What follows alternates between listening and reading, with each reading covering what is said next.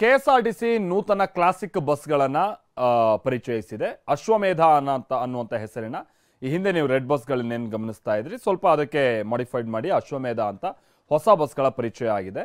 100 ಬಸ್ಗಳು 1000 ಬಸ್ಗಳನ್ನ ಸದ್ಯದಲ್ಲೇ ಈಗ ರಸ್ತೆಗಿಳಿಸುವಂತ ನಿಟ್ಟಿನಲ್ಲಿ ನಿರ್ಧರಿಸಲಾಗಿದೆ. ಕೂಡ ಬಹಳಷ್ಟು ವ್ಯವಸ್ಥೆಗಳು ಕೂಡ ಇದೆ. ಈ ಬಸ್ನ ವಿಶೇಷತೆ ಬಗ್ಗೆ ನಮ್ಮ ಪ್ರತಿನಿಧಿ ಕಿರಣ್ ಸೂರ್ಯ ಒಂದು ವರದಿ ಕೊಟ್ಟಿದ್ದಾರೆ, ಬನ್ನಿ ನೋಡ್ಕೊಂಬೋಣ. ಇದೇ ಮೊದಲ ಬಾರಿಗೆ ಸಾರಿಗೆ ಬಸ್ಗಳಿಗೆ ಬ್ರ್ಯಾಂಡಿಂಗ್ ಮಾಡುವ ಮೂಲಕವಾಗಿ ಕೆಎಸ್ಆರ್ಟಿಸಿ ಅಂದರೆ ವಿಶೇಷತೆಗಳನ್ನು ತೋರಿಸ್ತಾ ಇರುವಂಥದ್ದು. ಅಂದರೆ ಅಶ್ವಮೇಧ ಕ್ಲಾಸಿಕ್ ಅಂದರೆ ಪ್ರಯಾಣದ ಮರುಕಲ್ಪನೆ ಅನ್ನುವಂಥ ಒಂದು ಟ್ಯಾಗ್ ಲೈನನ್ನು ಕೂಡ ಈ ಒಂದು ಬಸ್ಸಿಗೆ ನೀಡಿರುವಂಥದ್ದು. ಅಂದರೆ point to point express bus, ಅಂದರೆ ರಾಜ್ಯದ ಬೇರೆ ಬೇರೆ ಜಿಲ್ಲೆಗಳಿಂದ ಬೆಂಗಳೂರಿಗೆ ಈ ಒಂದು ಬಸ್ಸುಗಳು ಕೂಡ ಆಗಮಿಸುತ್ತೆ ಅನ್ನುವಂಥ ಒಂದು ಮಾಹಿತಿ ಸದ್ಯಕ್ಕೆ ಲಭ್ಯವಾಗ್ತಿರುವಂಥದ್ದು. ಈ ಬಸ್ನಲ್ಲಿ ಅಂದರೆ ಅಶ್ವಮೇಧದ ಒಂದು ಕುದುರೆ ಒಂದು ಸ್ಟಿಕ್ಕರ್ ಇರ್ಬೋದು, 3 ಒಂದು ಸ್ಟಿಕ್ಕರ್ಗಳನ್ನು ಕೂಡ ಇರುವಂಥದ್ದನ್ನು ನಾನು ಈಗಾಗಲೇ ತೋರಿಸ್ತಾ ಇದ್ದೀನಿ.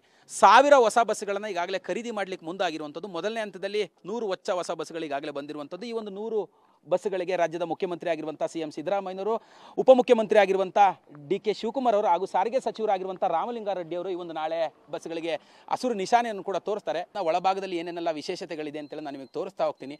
ಈ ಒಂದು ಬಸ್ನಲ್ಲಿ ಒಟ್ಟು 52 ಸೀಟ್ನ ಒಂದು ವ್ಯವಸ್ಥೆಯನ್ನು ಕೂಡ ಮಾಡಿರುವಂಥದ್ದು. 52 ಸೀಟು ಕೂಡ ಬಕೆಟ್ ಸೀಟ್. ಅಂದರೆ ಬಕೆಟ್ ಸೀಟ್ ಅಂತ ಹೇಳಿದ್ರೆ ಏನಿದು ಅನ್ನೋಂಥದ್ದಾದರೆ, ಹಿಂದೆ ಇದ್ದಂಥ ಬಸ್ಸುಗಳಲ್ಲಿ ನಾರ್ಮಲ್ ಫ್ಲ್ಯಾಟ್ ಆಗಿರುತ್ತೆ, ಫ್ಲ್ಯಾಟ್ ಇರುತ್ತೆ. ಪ್ರಯಾಣಿಕರು ಓಡಾಡುವಂಥ ಸಂದರ್ಭದಲ್ಲಿ ಯಾವುದೇ ಥರವಾದಂಥ ಅಂದರೆ ಹಿಂಗೆ ಹೊರ್ಕೊಂಡು ಆರಾಮದಾಯಕವಾಗಿ ಕುಳಿತುಕೊಂಡು ಹೋಗ್ಲಿಕ್ಕೆ ಆಗೋದಿಲ್ಲ. ಇದು ಬಕೆಟ್ ಸೀಟ್ ಆಗಿರೋದ್ರಿಂದ ಪ್ರಯಾಣಿಕರು ಆರಾಮಾಗಿ ಕುಳಿತುಕೊಂಡು ಹೋಗ್ಬೋದು. ಪ್ರತಿ 2 ಸೀಟ್ನ ಪಕ್ಕದಲ್ಲಿ ಈ ಒಂದು ಎಮರ್ಜೆನ್ಸಿ ಬಟನ್ ಅಂದರೆ ಪ್ಯಾನಿಕ್ ಬಟನ್ಗಳನ್ನು ಅಳವಡಿಸಲಾಗಿದೆ. ಅಂತಂದರೆ ಮಹಿಳಾ ಪ್ರಯಾಣಿಕರು ಇರ್ಬೋದು, ಪುರುಷ ಪ್ರಯಾಣಿಕರು ಇರ್ಬೋದು, ಏನೋ ಅನಾರೋಗ್ಯದ ಸಮಸ್ಯೆ ಆಯಿತು, ಯಾರೋ ಕಿರುಕುಳ ನೀಡಿದ್ರು, ಇಂತಹ ಸಂದರ್ಭದಲ್ಲಿ ಈ ಒಂದು ಪ್ಯಾನಿಕ್ ಬಟನ್ನ ಪ್ರೆಸ್ ಮಾಡಿದ್ರೆ ಇದು ನೇರವಾಗಿ ಅಂದರೆ ಈ ಬಸ್ನಲ್ಲಿ GPS ಈ ಥರದ್ದೆಲ್ಲವೂ ಕೂಡ ಇರುತ್ತೆ.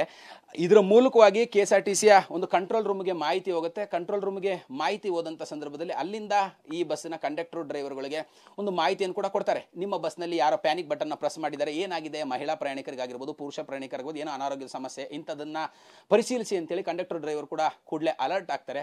ಅಲರ್ಟ್ ಆಗಿ ಅವರ ಒಂದು ಸಹಾಯಕ್ಕೆ ಕೂಡ ಧಾವಿಸ್ತಾರೆ. ಇದು ಕ್ಯಾಮ್ರಾ ಪರ್ಸನ್ ಜಗನ್ ಜೊತೆ ಕಿರಣ್ ಸೂರ್ಯ, TV9 ಬೆಂಗಳೂರು.